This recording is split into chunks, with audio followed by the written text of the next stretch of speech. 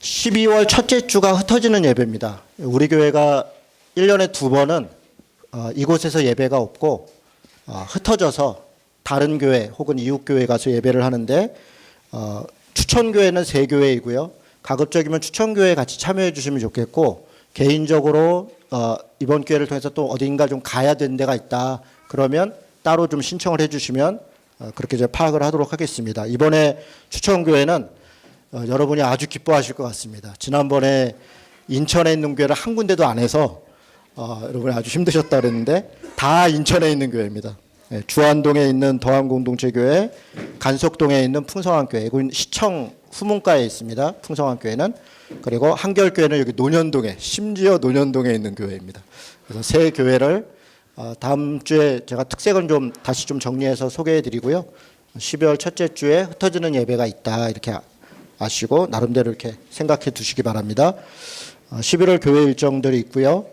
다음 주 원래 이후에 또 바로 임시총회가 있습니다. 임시총회는 올해 1년을 좀 마무리하고 또 새로 내년에 일해야 될 또 우리 일꾼들을 좀 뽑는 그런 시간들입니다. 예. 광고는 그 정도로 드리면 될 것 같고요. 아까 말씀드린 것처럼 어제 노년 어린이 그 마당 참 재밌게 잘 지냈고요. 또 이 지역에서 여러 교회들이 더 많은 그런 일들이 또 진행되면 좋겠고 앞으로 또 진행될 것 같습니다. 그래서 앞으로 차차 또 우리 교회도 함께 할 수 있는 부분들을 더 많이 협력해 가면 좋을 것 같습니다. 예, 오늘은 오바댜서를 설교하는데 사실 오바댜서는 이번 주 금요일, 토요일, 목요일, 금요일의 본문이에요. 그런데 원래는 이제 시편 말씀을 가지고 제가 설교를 해야 지난번에 이제 말씀을 묵상했던 본문으로 하는데 오늘은 오바댜서를 미리 설교를 합니다. 왜냐하면 이제 그 다음 주부터 말라기서가 한 주간 진행되고 그리고 이제 요한계시로 넘어가는데 여러분 알다시피 말라기서가 잘 기억은 안 나실 수 있겠지만 제가 말라기서를 다 여기 한번 설교를 한 적이 있습니다. 그래서 좀 중복되는 부분이 있는 것 같아서 평소에 좀 듣기 어려운 부분이 오바댜서를 평소에 이렇게 기회가 안 되면 설교할 기회가 없을 것 같아서 오늘은 미리 오바댜서를 좀 설교하도록 하겠습니다. 오바댜서는 딱 한 장밖에 안 되는 짧은 성경입니다. 제가 이렇게 성경 공부를 할 때 가끔 농담처럼 이렇게 물어봅니다. 우리가 수십 년 성경 공부를 했고 또 교회를 다녔는데 정작 성경의 내용은 잘 모르는 경우가 많다. 그중에 제가 오바댜서가 무슨 내용인지 아무도 모르는 경우가 많다. 왜냐하면 그때 왜 오바댜서를 얘기하냐면 가장 구약에서 짧은 성경이에요. 딱 한 장짜리 성경인데 실제로 오바댜서를 무슨 내용인지 잘 몰라요. 어쩌다 한번 이렇게 인용하는 구절은 있는데 이 짧은 성경도 그 내용이 뭔지 잘 모를 정도로 우리 성경 공부가 조금 왜곡되어 있는, 그러니까 필요한 구절들만 뽑아서 이렇게 짝 맞추기 해서 자기가 하고 싶은 얘기를 전달하는 그런 식의 성경 공부를 좀 많이 했다.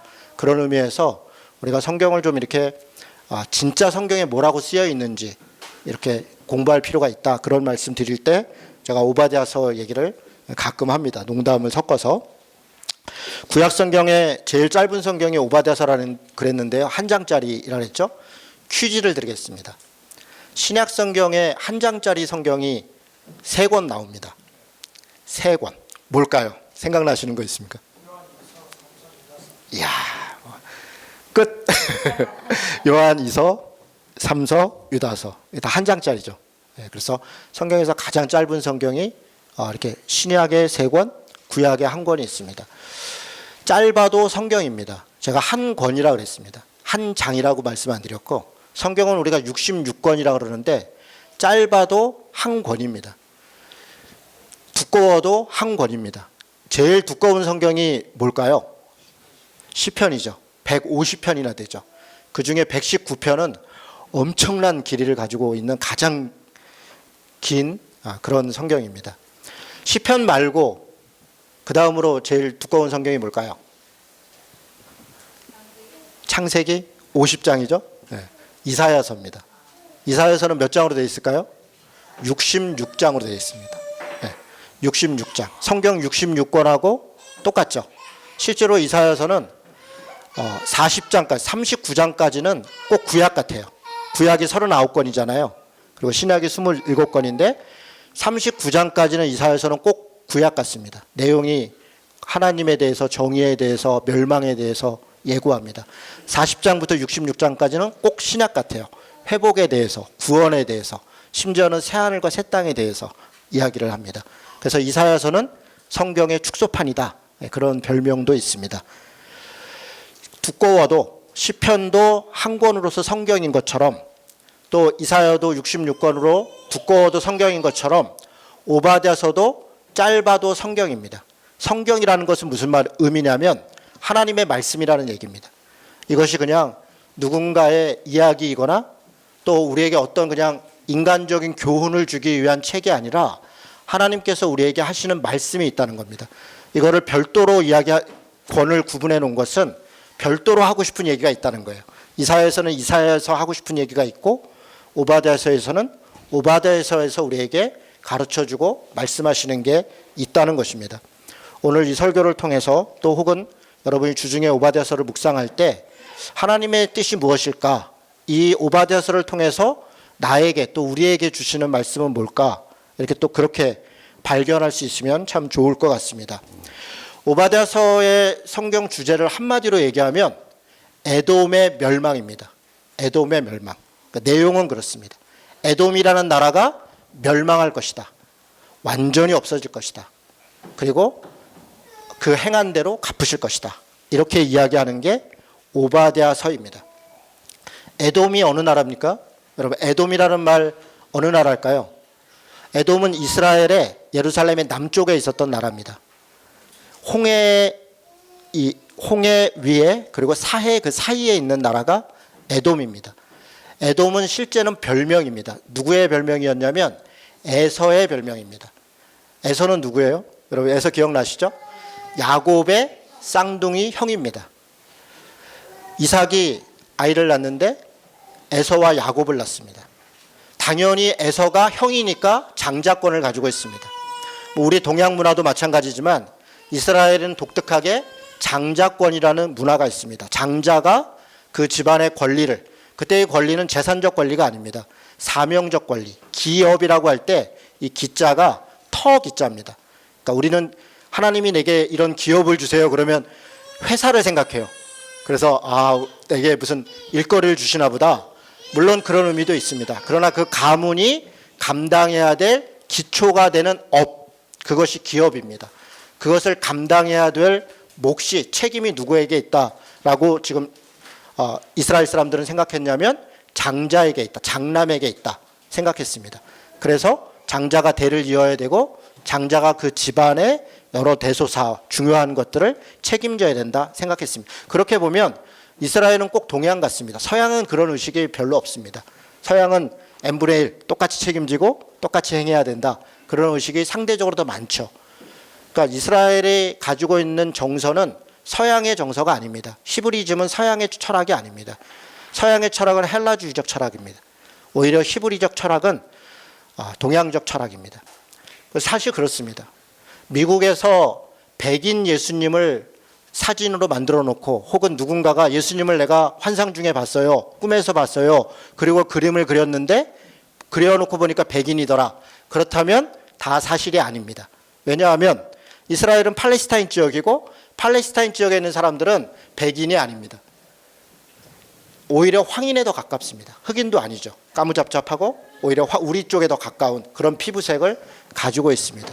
그러니까 예수님을 아주 잘생긴 백인으로 생각하고 그 외에 흑인으로 그린 예수님이나 동양인으로 그린 예수님은 예수님이 아닐 것이다 이렇게 생각하는 것은 다 우리의 착각이고 문화의 산물입니다. 오바댜서에서 설명하다가 좀 엉뚱한 데로 갔는데요. 에서는 장자였습니다. 그의 별명이 에돔입니다. 에돔이라는 말은 불다 이런 말입니다. 불다. 그래서 당시에 에서가 팥죽에, 우리 성경에는 팥죽이라고 되어 있는데 원래는 게 렌틸 콩이라고 하는 서양 그 음식입니다. 그러니까 약간 붉은색을 띠는 죽이죠. 그러니까 이게 팥죽은 우리식 번역인 거죠. 그런 면에서 보면 번역을 잘한 겁니다. 원래 이 빵을 사실 우리식으로 하면 떡이라고 번역한 거 번역 잘한 거죠. 그러니까 우리 한국의 정서에 맞게 붉은색 죽, 그러니까 렌틸콩 이렇게 놓으면 뭔지 모르니까 예전에는, 그러니까 팥죽이라고 해놓은 것이죠. 그래서 그 불닭, 그 렌틸콩 죽으로 자기의 장자권을 팔아먹었습니다. 가볍게 생각했어요. 그냥 배가 고팠습니다. 그래서 야곱과 그 어머니가 속여서 팥죽을 이 렌틸콩 죽을 끓여주면서 대신 장자권을 넘기겠냐 그랬더니 냉큼 넘겼습니다. 그때 별명이 에돔이라 이렇게 됐습니다. 에돔, 불닭.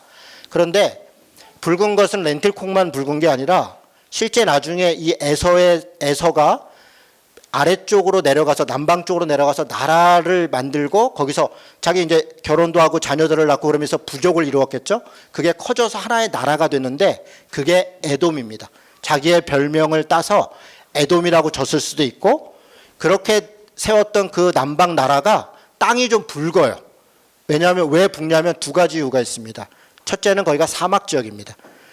지금으로 얘기하면 어디냐면 요르단의 세일산, 그러니까 페트라라고 하는, 여러분 한번 관광지 소개할 때 보면 그 사막에 엄청난 이게 바위를 뚫고 무슨 궁전 같은 걸 지어놓은 그런 걸 볼 수 있습니다. 그걸 페트라라고 합니다. 페트라라는 말 자체가 바위라는 말입니다. 페트라, 페트로스. 그러니까 이게 베드로, 이게 다 바위, 반석 이런 단어입니다. 페트라. 그 지역이 사막으로 되어 있기 때문에 모래 사막이죠. 그러니까 좀 붉다. 그래서 붉다라는 의미도 있고요. 또 하나는 그곳에 철과 구리가 많이 납니다. 그래서 구릿빛이 돌아서 붉습니다. 그래서 에돔은 붉다라는 단어이고 에서의 별명이다. 이렇게 말씀드릴 수 있겠습니다. 이 지역은 농사를 조금 짓기는 하는데 비가 많이 오고 사막 지역이기 때문에 실제로 철과 구리가 조금 나지만 그게 그 지역에 사는 사람들이 다 먹고 살 만큼 나지 않습니다. 그런데 거기에 어떻게 나라가 세워졌을까요? 그 에돔이라는 데가 천연의 요새이고 또 하나는 중요한 무역로입니다. 아마 성경을 좀 공부해 보신 분들은 왕의 대로라는 말을 들어봤을 겁니다. 저 밑에 이집트에서부터 메소포타미아까지 연결하는 중요한 도로가 두 개 있습니다. 하나는 지중해 해변을 따라가는 해변길, 그 해변길이라고 해요. 해변로, 지중해를 따라서 올라가는 길입니다. 그게 해변로이고요. 또 하나는 이 에돔 쪽을 향해서 쭉 이 요단강 오른쪽으로 해서 이렇게 쭉 올라가는 길인데 이게 왕의 대로라 그럽니다. 왕의 대로. 왕은 해변 쪽으로 가면 바람도 불고 길도 안 좋고 그러니까 왕들은 글로 잘 안 다녔습니다. 왕이 행차할 때는 이쪽에 내륙의 길로 행차했고, 그래서 저 메소포타미아나 이집트까지 연결되는 길을 왕의 대로다 그렇게 이야기했습니다. 이 왕의 대로가 아주 중심적으로 지나가는 곳이 에돔입니다. 그래서 에돔 사람들은 그곳에서 지나가는 사람들을 대상으로 무역로이니까 거기서 숙박을 하고 사람들한테 통행세를 받고, 심지어는 오늘 본문 중에서 나오겠지만 도적질을 해서 지나가는 사람들을 수탈해서 그렇게 나라를 이루어 갔습니다. 그게 에돔 나라의 모습입니다. 제가 배경 설명을 좀 드렸고요. 에돔이 왜 멸망했는가 오늘 성경이 이야기를 하는데, 먼저 이런 말씀을 드리겠습니다. 성경을 우리가 읽을 때 몇 가지 오해가 있습니다. 그 중에 하나가 성경은 소위 은혜를 이야기하고 사랑을 이야기하고 구원과 믿음을 우리에게 알려주기 때문에 정말 우리가 듣기 좋은 얘기만 있을 것이다 라고 생각하는 게 착각입니다. 여러분이 언뜻 생각나기도 하겠지만 우리가 여호수아 공부할 때도 그랬고 역대기를 공부할 때도 그랬고, 하나님은 그렇게 사랑하시는 분이고 사랑이 많은 분인데 왜 누구를 진멸하라 그러고 전쟁하라 그러고 다 빼앗으라 그러고 목을 베서 죽이고 그런 것들이 나오는가, 이런 거에 대해서 사실 우리가 의문이 있습니다. 하나님은 사랑의 하나님이라 그러는데 왜 이렇게 잔인할까, 그런 것에 의문이 있고 그것을 있는 그대로 기록한 것이 성경의 기록입니다. 오늘 오바댜서는 은혜되는 얘기가 거의 없습니다. 물론 뒷부분에 회복에 대해서, 이스라엘 입장에서 회복에 대해서 이야기하지만 오바댜서의 핵심은 회복이 아니라 징벌에 있습니다. 너희가 행한 대로 갚을 것이다. 행한 대로 하나님께서 반드시 보복할 것이다. 심판하실 것이다. 저주할 것이다. 완전히 망할 것이다. 그렇게 이야기하고 있습니다. 여러분, 이 말은 우리를 불편하게 합니다. 우리는 사실 예수를 믿으면 구원받는다, 이런 말씀에 익숙하고 그것은 사실 그렇습니다. 그 사실입니다. 누군가가 자기의 의로, 자기의 선으로 구원받을 수 없습니다. 왜냐하면 우리가 의를 행하고 선을 행한다는 것은 대단히 미약한 것이기 때문에 그렇습니다. 사람이 아무리 선을 행해도 그렇게 큰 차이가 없습니다. 아무리 악을 행해도 사람마다 그 악이 그렇게 큰 차이가 없습니다. 하나님 앞에서 보면 그야말로 도태의 치재기 같은 것입니다. 결국 우리는 우리 스스로를 구원할 수 없기 때문에 하나님의 은혜가 필요한 것이고, 그래서 우리가 믿음으로 하나님께 나아갑니다. 그러나 성경은 그 믿음이 단지 우리의 생각의 믿음이고 관념의 믿음이고 우리가 믿는다라고 고백하는 우리 스스로의 확신이 아니라고 얘기합니다. 오늘 이런 말씀들이 그런 것이죠. 믿음은 행함이고 행함이 곧 믿음을 증명한다 라고 우리에게 불편한 이야기들을 수도 없이 합니다. 그리고 심지어는 오늘 오바댜서는 행한 대로 갚을 것이다. 제대로 행하지 않은 자는 구원받기 어려울 것이다. 심지어는 남을 착취하고 교만하고 누군가에게 손해를 입힌 자는 반드시 그것에 책임을 묻게 될 것이다. 그렇게 이야기하는 게 오바댜서입니다. 여러분, 오바댜서만 그런 게 아닙니다. 사실은 여러 성경들이 그렇게 이야기하는데, 대표적으로 요한계시록은 성경의 결론 같은 곳인데, 요한계시록의 결론이 오바댜서와 거의 같습니다. 이기는 자, 견디는 자, 믿음으로 행한 자에게는 구원이 있을 것이나 그러나 악한 자들에게는 반드시 심판과 저주가 있을 것이다. 그렇게 결론을 내리는 것이 요한계시록의 내용입니다. 우리가 아마 다음 주부터 요한계시록을 6주 동안 제가 설교하게 될 겁니다. 우리가 매일 성경을 통해서 보게 될 텐데요. 오늘 오바댜서는 무엇 때문에 하나님이 멸망하게 하는가, 그들이 어떻게 행했기 때문에 멸망하게 경고하고 있는가 살펴보면서 우리들의 모습도 좀 살펴보면 좋을 것 같습니다. 2절을 보겠습니다. 같이 한번 읽습니다. 1장 2절입니다. 자, 시작. 보라, 내가 너를 나라들 가운데에 매우 작게 하였으므로 내가 크게 멸시를 받느니라. 여러분, 에돔은 작은 나라입니다. 그리고 실제로 그래서 여기서 내가 매우 작았다, 그래서 내가 멸시를 받았다 이야기를 합니다. 그런데 이 말은 네가 작았기 때문에 멸망당했다 그렇게 말하는 게 아닙니다. 네가 작아서 멸시당했는데, 이 말은 사실은 에돔의 행위를 그대로 돌려주고 있는 일종의 말장난입니다. 워드플레이어입니다. 무슨 얘기냐면, 아까 제가 에서가 렌틸콩, 붉은 죽 한 그릇에 자기의 장자권을 팔았다라고 말씀드렸습니다. 그때 에서가 했던 말이 있습니다. 창세기 25장 34절에 보면 에서가 뭐라고 얘기를 했던 행동을 뭐라고 기록했냐면, 에서가 장자의 명분을 가볍게 여겼더라 이렇게 얘기해요. 그러니까 왜 그렇게 팔았냐면, 하나님께서 주어진, 또 그 가문에 주어진 책임을, 그 기업을 그가 가볍게 여겼더라. 하나님을 가볍게 여겼고 자신이 감당해야 될 책임을 가볍게 여겼더라. 이때 이 가볍게 여겼더라라고 하는 단어와 그 말과 오늘 여기에 기록되어 있는 멸시를 받느니라 같은 단어입니다. 같은 단어면 같이 번역하면 좋았는데 같은 말을 다르게 번역해 놓은 거예요. 다시 똑같이 번역한 것으로 제가 읽어보면 이렇습니다. 보라, 내가 너를 나라들 가운데서 매우 작게 하였으므로 내가 크게 가볍게 여김을 받을 것이다. 지금 하나님은 에돔이 멸망할 것인데, 물론 그 뒤에 행한 대로 갚을 것이다. 그들이 어떻게 행했는지에 대해서 조목조목 기록하고 있습니다. 그러나 그들이 그 행함을 행하게 된 배경, 원인은 어디에 있었다고 말씀하고 있는 거냐면, 그들이 하나님께서 주신 자신의 사명 혹은 하나님이 자신에게 맡긴 그 은혜를 가볍게 여겼다. 오히려 멸시했다. 그래서 하나님도 에돔을 가볍게 여기는 것이다. 멸시하게 된 것이다. 그렇게 갚아줄 것이다. 그렇게 말씀하고 있는 것입니다. 이 말씀은 사실 우리에게 시사하는 바가 큽니다. 우리 자신들이 사실은, 제가 그제 큐티하면서 제 얘기를 조금 써놨었는데요. 열등감, 어떤 환경이나 신체적 결함이나 외모나 혹은 가정 환경이나 이런 것들로 우리는 다 열등감을 가지고 있습니다. 제가 많은 사람들을 만나보고 상담도 해보고 할 때 정말 제가 인간적으로 볼 때 참 부러운 사람, 외모도 너무 훌륭하고 집안도 괜찮고 돈도 있고 심지어는 똑똑하고 그래서 야, 저런 사람은 얼마나 행복할까. 그런 사람과 이야기를 나눠보면 다 어딘가 모르게 결핍을 가지고 있어요. 열등감을 가지고 있고 자기 스스로에 대해서 자기 자신을 완전히 비하하고 있는 것을 보게 됩니다. 많은 사람들이 자신이 완벽하다, 하나님이 내게 나를 충분히 나답게 만들었다라고 생각을 잘 못합니다. 어렸을 때일수록 더 심합니다. 철이 들은 이후에도 그것 때문에 그것은 두 가지로 나타납니다. 하나는 열등감, 패배의식으로 나타나고 또 다른 것은 그것을 극복하기 위하여 교만함이나 폭력이나 이런 것으로 나타납니다. 자기 자신을 극복한다는 것이 남을 짓밟고 남을 무시하고 남 앞에서 자신을 오히려 드러내고 이런 것으로 나타나는 것이죠. 아주 우리가 볼 때 굉장히 교만하고 대단히 폭력적이고 뭔가 되게 잔인하고 그런 사람들은 거꾸로 대단히 깊은 열등감에 빠져 있습니다.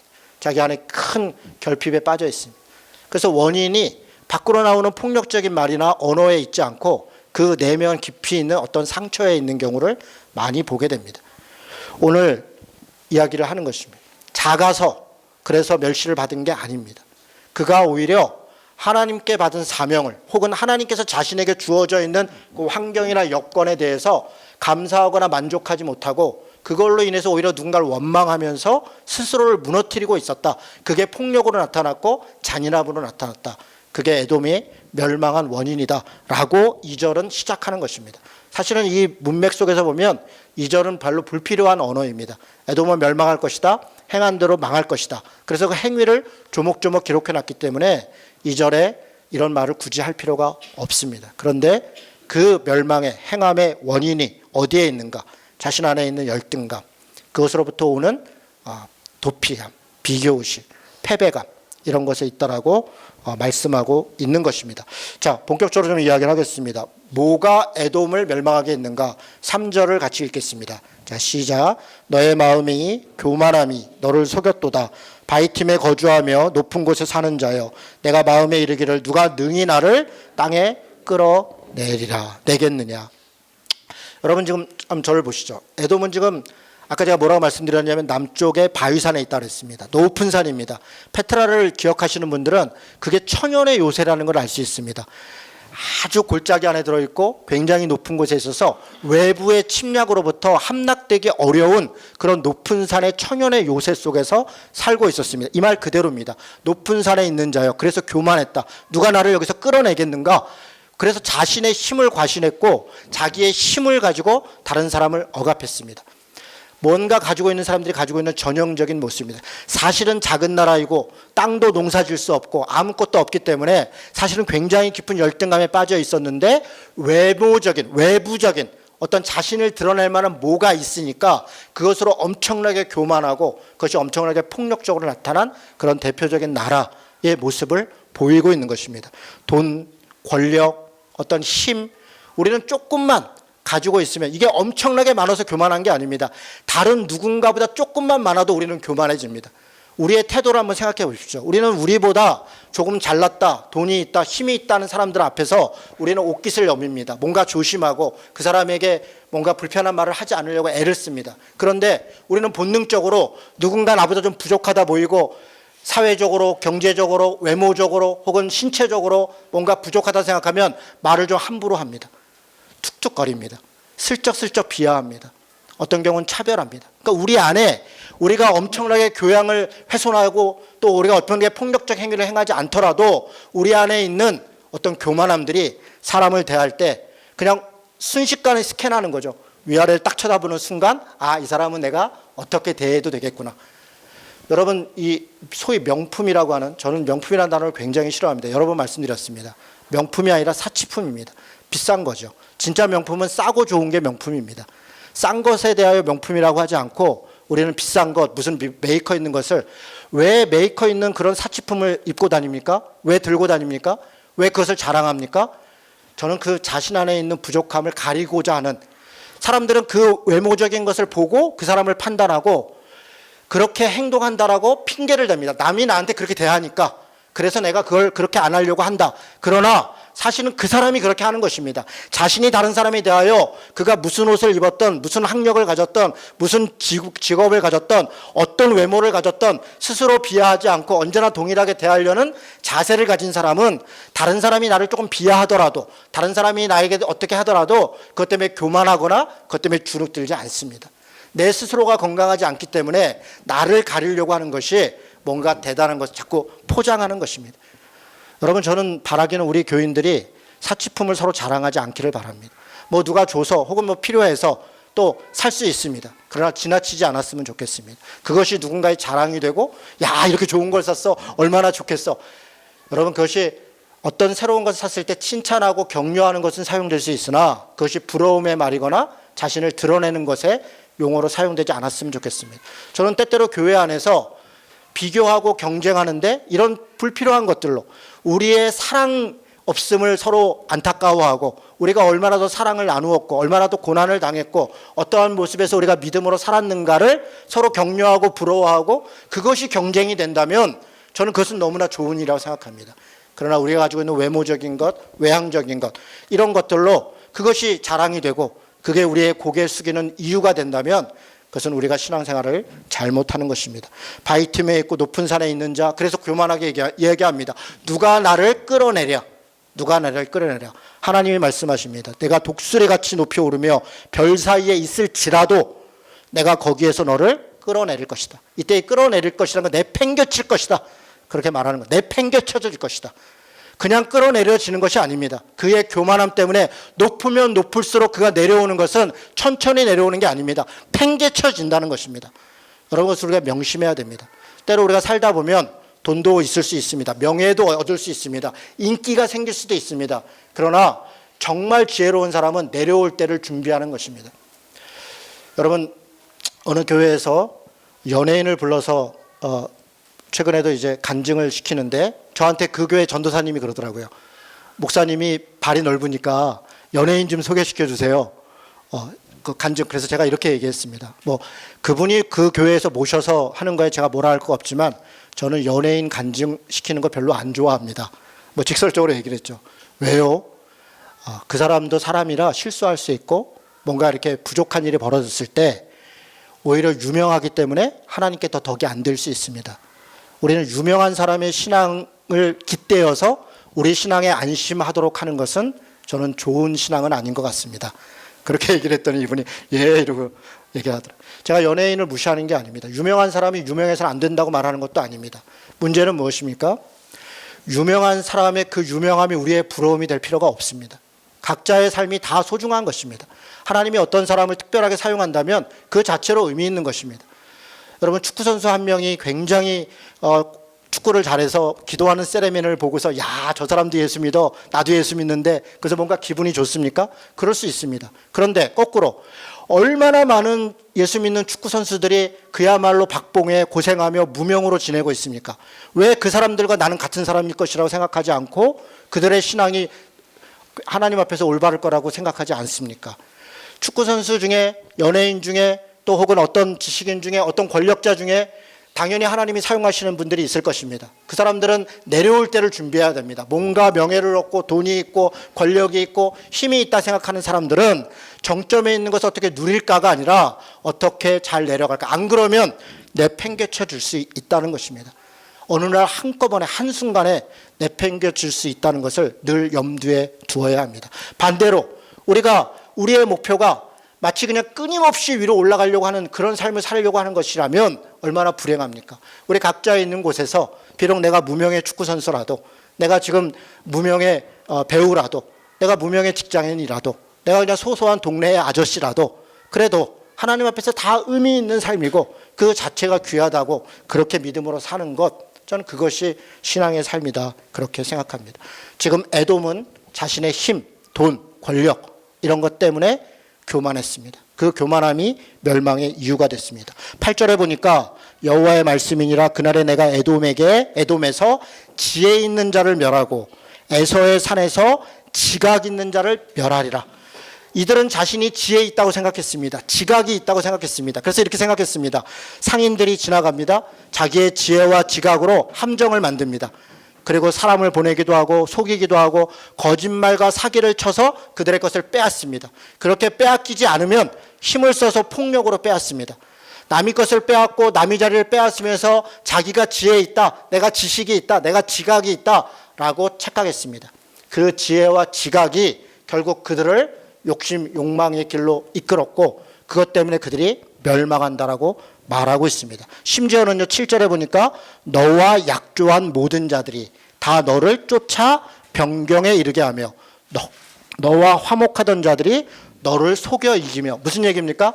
지혜 있고 힘 있고, 여러분 돈 있고 힘 있고 권력 있고 할 때 친구가 많습니다. 다 와서 다 좋아하고 옆에 와서 함께 하려고 하고, 그리고 지혜 있고 지식이 있고 그러니까 또 많은 사람들이 협력하고 또 연합합니다. 그런데 그 돈과 힘, 지혜와 지식을 의지한 결과는 비참합니다. 그렇게 그를 따랐던 사람들이 결국 그를 배신할 것이다. 너와 협력한 자들이 오히려 너를 무너뜨릴 것이다.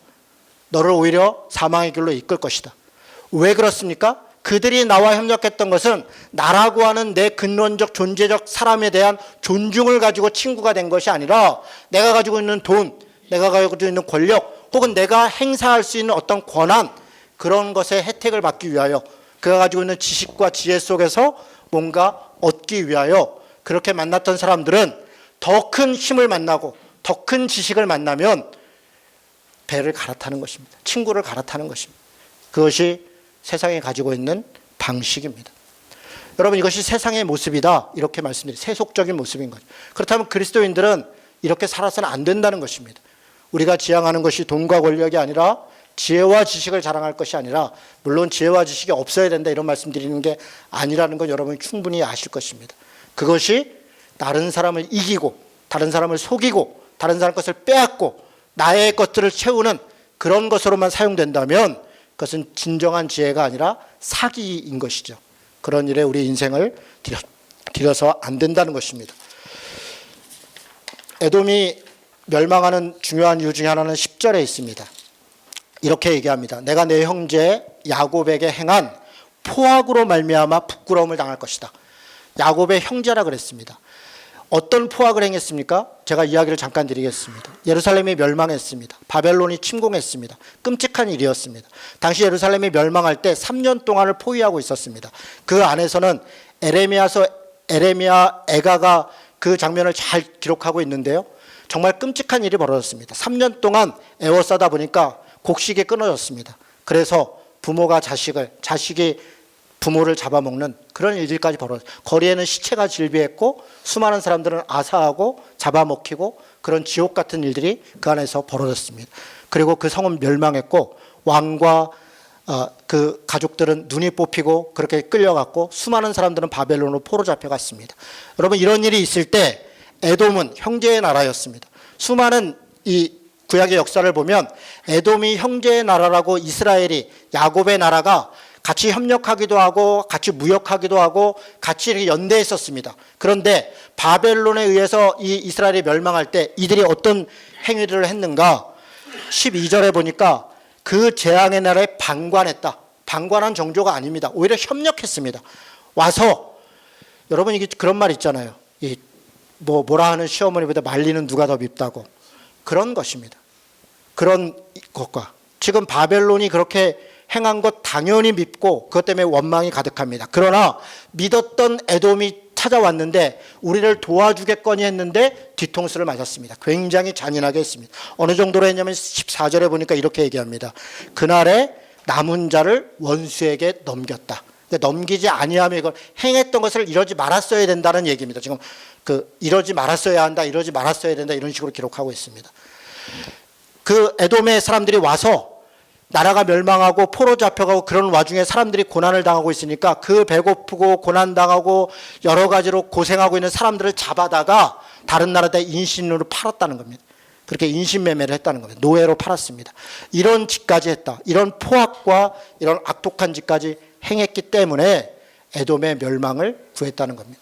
우리가 지난주에 큐티에 썼던 137편, 시편 137편은 바벨론의 포로가 있었던 사람들이 하나님께 신원하고 원망하면서 하나님께 바벨론을 멸망시켜달라, 우리를 구해달라, 그렇게 기도했던 게 137편입니다. 그런데 거기에 뜻밖의 말이 한마디 있습니다. 137편 7절에 보니까 여호와여 예루살렘이 멸망하던 날을 기억하시고 에돔 자손을 치소서. 그들의 말이 헐어버리라. 그 기초까지 헐어버리라 하였나이다. 여러분, 바벨론에 포로 잡혀가 있는 사람들이 바벨론 때문에 괴롭고 그것 때문에 고통받아서 바벨론을 멸망시켜 주십시오, 우리를 구원해 주십시오, 그렇게 간절히 기도하는 사람들이 굳이 거기다가 에돔을 반드시 벌해달라. 그 증오와 그 서운함과 그 아픔이 굉장히 가득한 것입니다. 여러분, 가까운 사람에게 모질게 대하는 거 조심해야 됩니다. 물론 정의를 이루어야 되고 옳고 그름을 따져야 될 때가 있습니다. 무조건 품고 무조건 사랑할 수 없습니다. 그것이 그 사람에게도 바람직하지 않을 수 있습니다. 그러나 여러분, 우리가 세상을 살아갈 때 내 유익 때문에, 내 이득 때문에 같이 협력했던 사람들, 가까운 사람들, 형제인 사람들에게 대하여 모질게 대하고 그렇게 행했다면 그것이 오히려 더 큰 상처를 갖게 됩니다. 그래서 우리가 조심해야 됩니다. 말도 조심하고 때로는 손해도 감수하고 그런 부분들이 더 크게 있는 것입니다. 말씀을 정리하겠습니다. 오바댜서는 지금 에돔의 멸망에 대해서 이야기합니다. 에돔의 멸망의 이유는 첫 번째로는 그들이 교만했다. 자신들이 가지고 있는 힘, 자기가 갖고 있는 지혜, 이것 때문에 교만해서 다른 사람들을 안하무인으로 대했습니다. 또 하나는 그들이 포악했습니다. 자기의 가까운 사람들, 이웃들, 형제가 고난을 당할 때 그것을 말리고 돕지는 못할 망정, 심지어는 그것을 같이 때리고 심지어는 그들을 더 포악하게 했습니다. 그 원한과 그 아픔이 하나님 앞에 기도되어졌고 그 하나님께 드려진 기도가 에돔의 멸망으로 나아가고 있는 것입니다. 그래서 15절이 결론적으로 얘기합니다.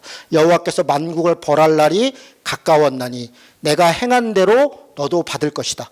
내가 행한 것이 내 머리로 돌아갈 것이다. 여러분, 이 말씀을 저는 여러분이 꼭 기억하시길 바랍니다.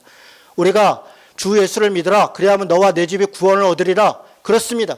우리가 주님을 믿으면 나와 우리 가족이 구원을 받습니다. 이 말씀을 우리가 기억하고 그 말씀을 암송하고 그 말씀을 기록하고 기억하는 거 좋습니다. 그러나 그런 말씀만 기억해서는 안 됩니다. 이런 말씀을 기억해야 됩니다. 내가 행한 대로 반드시 받을 것이다. 갚을 것이다.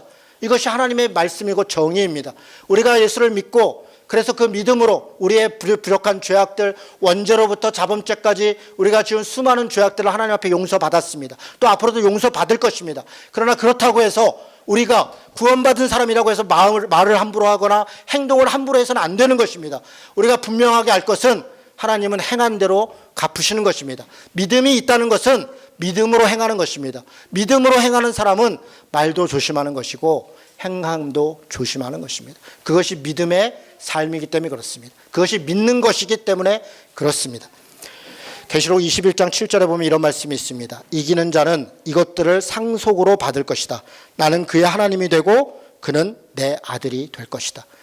하나님이 우리를 구원하시고 그래서 우리를 궁극적으로 그 아들 삼으신다고 하십니다. 그런데 조건이 있습니다. 이기는 자는. 고난도 있고 어려움도 있고 고통도 있습니다. 그것을 그냥 믿음으로 적당히 타협하고 누가 나를 회유하고 뇌물을 주고 뭔가 이렇게 되었을 때 그냥 모른 척하고 그렇게 사는 것이 이기는 것이 아닌 것입니다.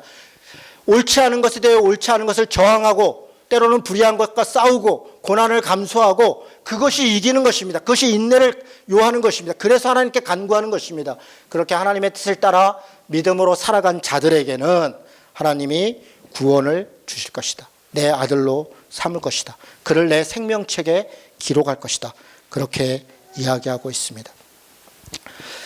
사랑하는 성도 여러분, 행한 대로 갚으시는 하나님, 참 불편하고 누구도 자신할 수 없는 그런 우리의 신앙이기 때문에 두려운 말씀입니다. 저도 그렇습니다.